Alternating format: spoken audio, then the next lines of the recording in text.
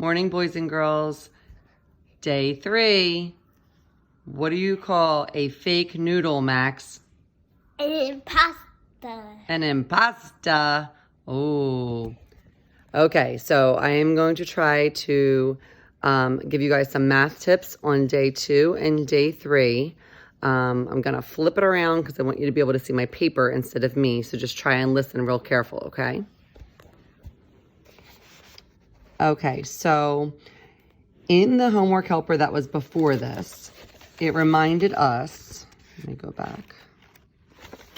It reminded us of how we created those little number line trees that we had done, where you would put, for example, for this number, 23.245, would you round it in the tenths to 233 or round it down to 232? So the middle of it would be 232.5. So you have to remind yourself that this answer fell as, 23.25. So this answer fell as 23.245. So for that reason, we would round this one down. So I want you to make sure that you're really checking over these homework helpers the best that you can before the work. I'm going to come here and give you some tips. Okay, so in this problem, it wants us to round this number, 43.586, to the nearest tenth, hundredth, and one whole. So I have a number line for the tenth, the hundredth, and the one whole. So the answer for this one, for the tenth, is it going to stay at 43.5? Is it going to go up to 43.6? So it would have to be 43.55 or larger to round up, or less than that to round down. And our problem is 43.586. So for that reason, we would round up. Again, over here, for the hundredths place, would it go to 43.59, or would it go down to 43.58? It has to be 43.585 or higher to round up, which it is, so it rounds up. Over here for the whole number, again, is it going to go up to 44, down to 43? It needs to be 43.5 or higher to round up, which it is, so it rounds up. So this next problem, I didn't say for you if I rounded up or down, but I kind of helped set up your trees here a little bit, your number lines, to help kind of give you a hint. So you need to go back and now plug in this number right here, 243.875, into the number line to decide if it's going to round up or down. For this problem right here, number 2, I gave you the number sentence here for it. A trip from New York City to Seattle is 2,852.1 miles. A family wants to make the drive in 10 days. So that's why we divided it by 10. Driving the same number of miles each day. How many miles will they drive? So if you do that division, you would get 285.21. But then now you need to take that number and you need to round to your nearest tenth. So looking at this 2, look at the number next to it. It's a 1. Is it going to round down and stay a 2? Or is it going to round up and turn into a 3?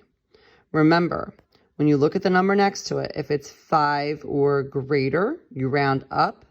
If it's less than 5, you round down. So there's a little hint for that one.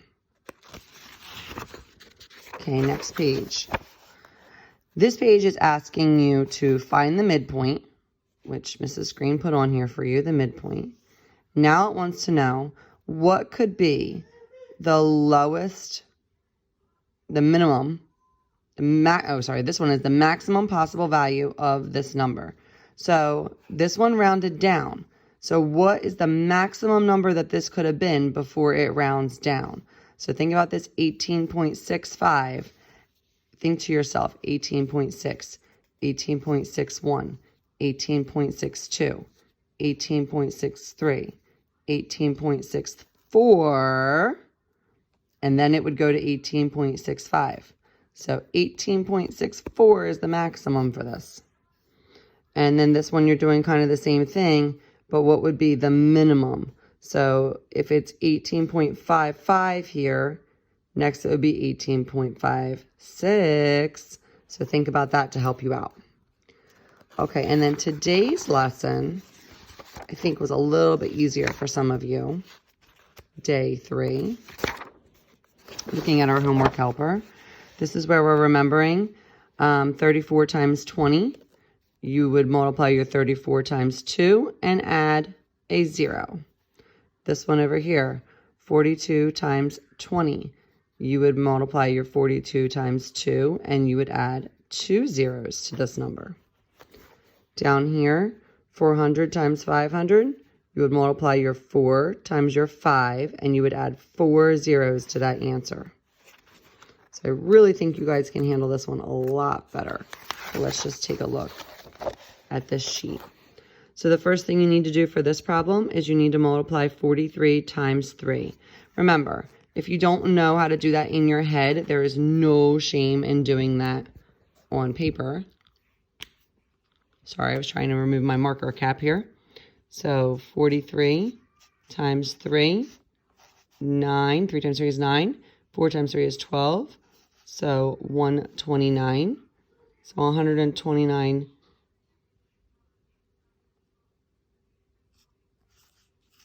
and then you would add a 0 to it. So the answer would be 1,290.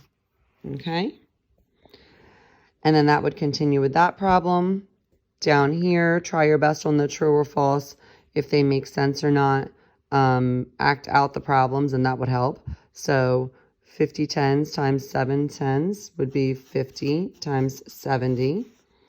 You do your 5 times your 7, that's 35. Add your 2 zeros.